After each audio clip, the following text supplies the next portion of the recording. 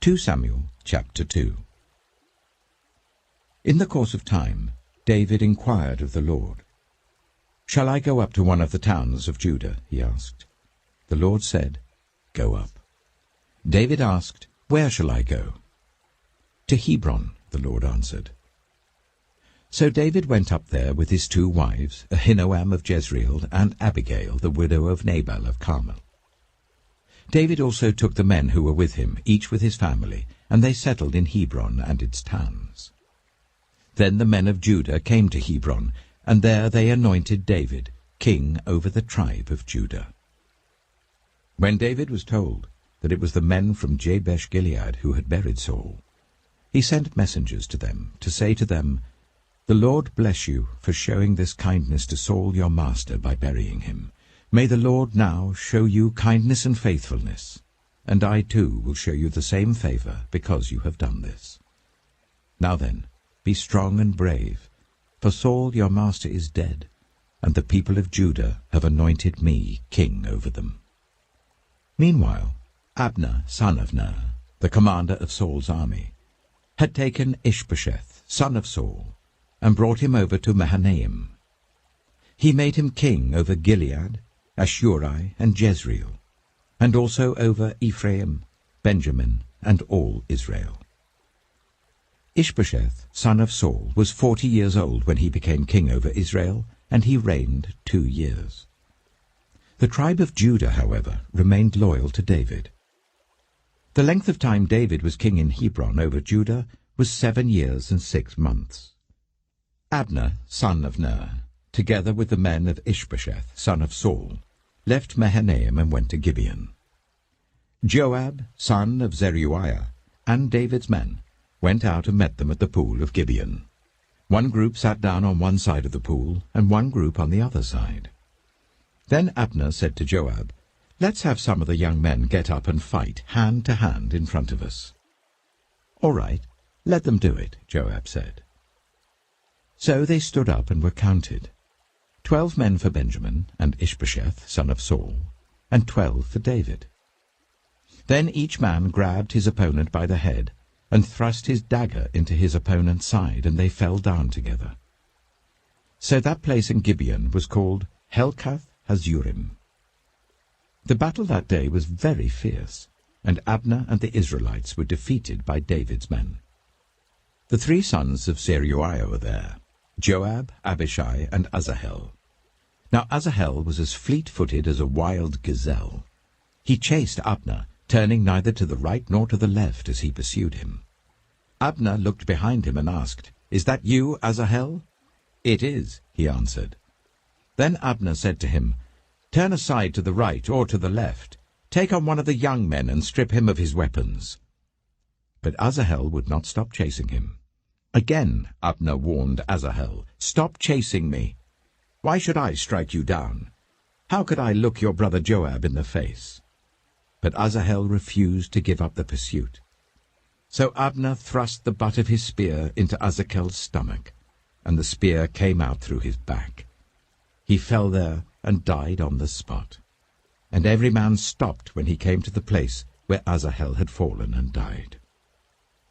But Joab and Abishai pursued Abner, and as the sun was setting they came to the hill of Ammah, near Giah, on the way to the wasteland of Gibeon. Then the men of Benjamin rallied behind Abner. They formed themselves into a group and took their stand on top of a hill. Abner called out to Joab, "Must the sword devour forever? Don't you realize that this will end in bitterness? How long before you order your men to stop pursuing their fellow Israelites?" Joab answered, "As surely as God lives, if you had not spoken, the men would have continued pursuing them until morning." So Joab blew the trumpet, and all the troops came to a halt. They no longer pursued Israel, nor did they fight any more. All that night Abner and his men marched through the Arabah. They crossed the Jordan, continued through the morning hours, and came to Mahanaim. Then Joab stopped pursuing Abner and assembled the whole army. Besides Asahel, 19 of David's men were found missing. But David's men had killed 360 Benjaminites who were with Abner. They took Asahel and buried him in his father's tomb at Bethlehem. Then Joab and his men marched all night and arrived at Hebron by daybreak. 1 Chronicles chapter 11. All Israel came together to David at Hebron and said, "We are your own flesh and blood. In the past, even while Saul was king, you were the one who led Israel on their military campaigns. And the Lord your God said to you, 'You will shepherd my people Israel, and you will become their ruler.'" When all the elders of Israel had come to King David at Hebron, he made a covenant with them at Hebron before the Lord. And they anointed David king over Israel, as the Lord had promised through Samuel. David and all the Israelites marched to Jerusalem, that is, Jebus. The Jebusites who lived there said to David, "You will not get in here." Nevertheless, David captured the fortress of Zion, which is the city of David. David had said, "Whoever leads the attack on the Jebusites will become commander-in-chief." Joab, son of Zeruiah, went up first, and so he received the command. David then took up residence in the fortress, and so it was called the City of David.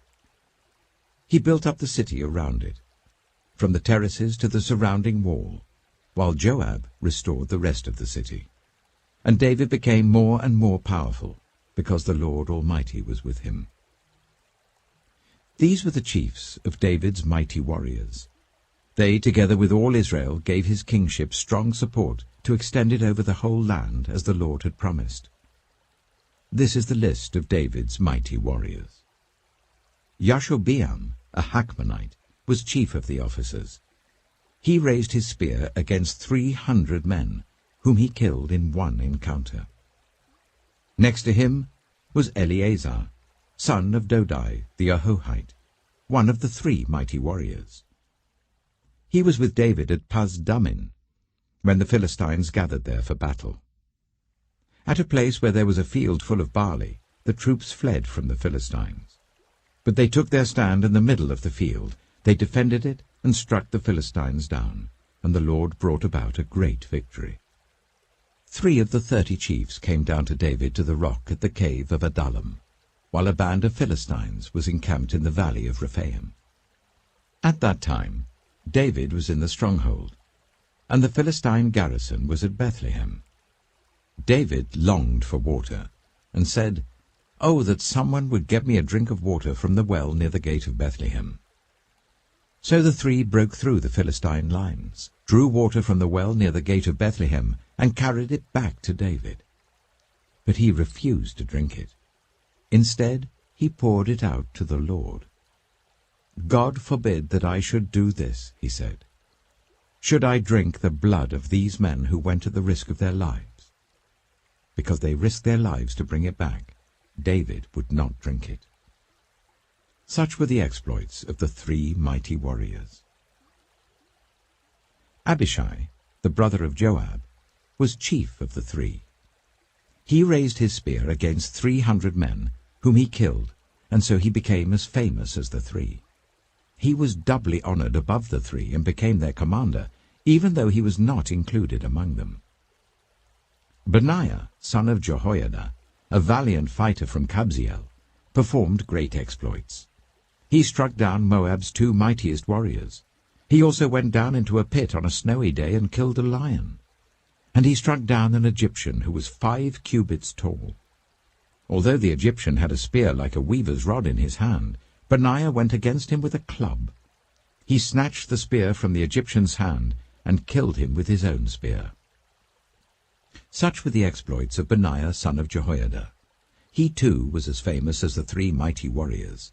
He was held in greater honor than any of the 30, but he was not included among the 3. And David put him in charge of his bodyguard.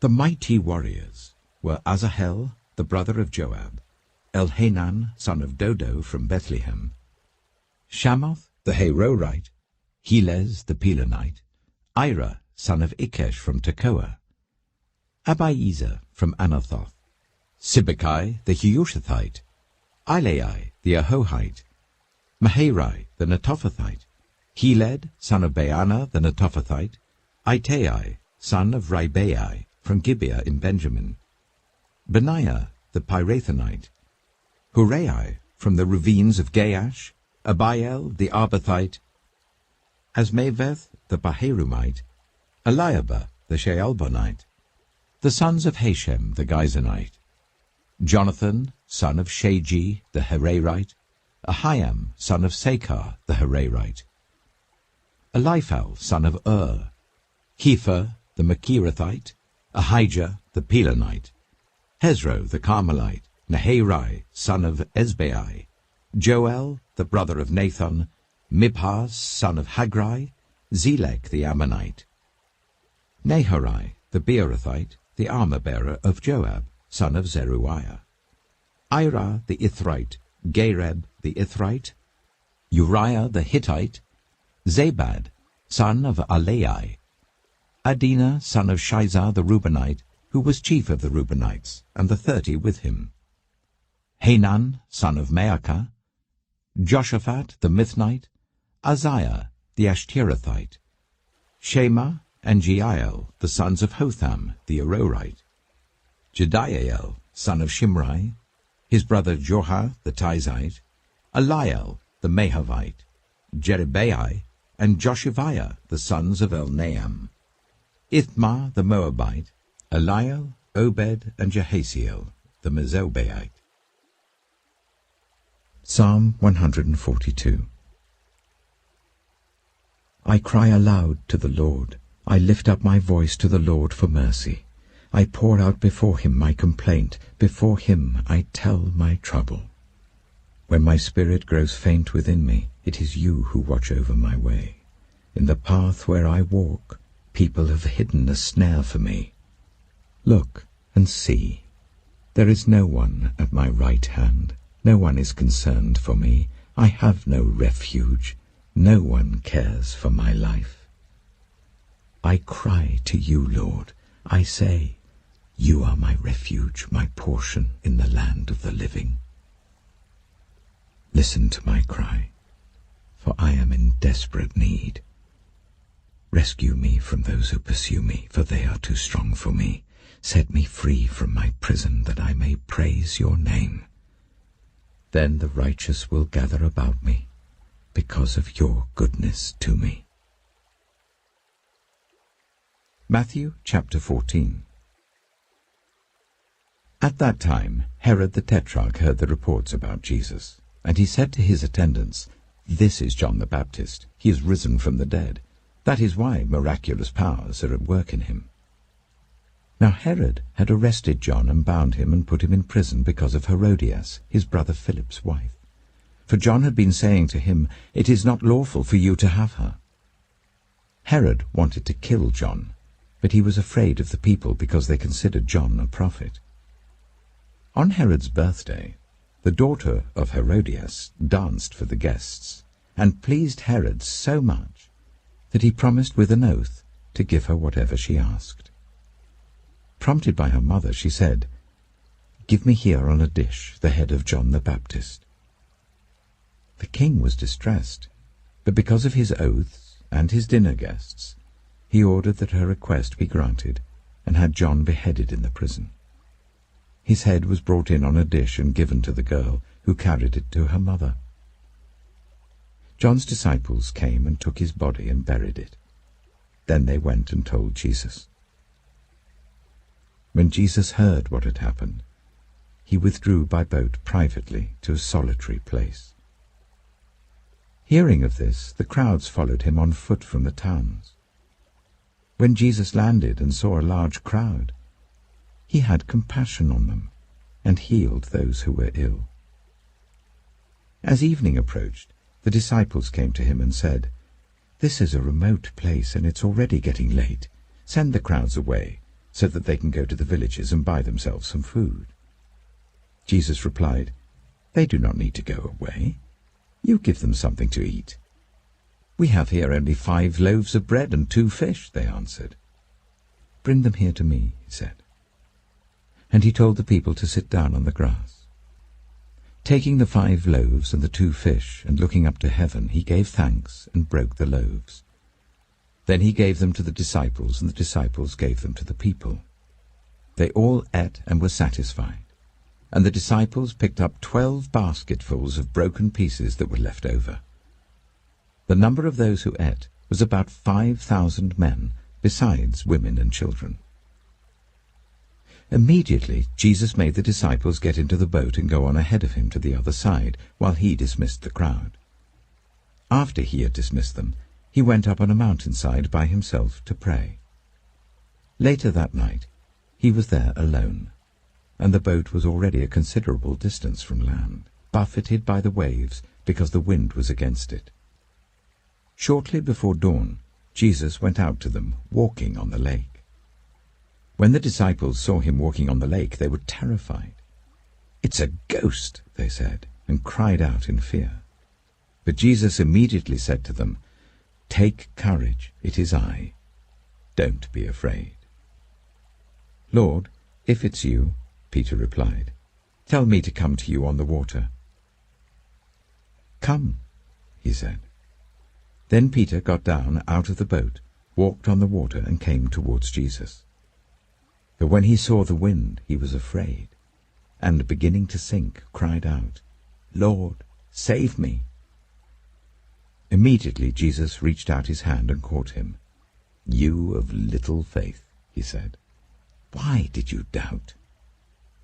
And when they climbed into the boat, the wind died down. Then those who were in the boat worshipped him, saying, "Truly, you are the Son of God." When they had crossed over, they landed at Gennesaret. And when the men of that place recognized Jesus, they sent word to all the surrounding country.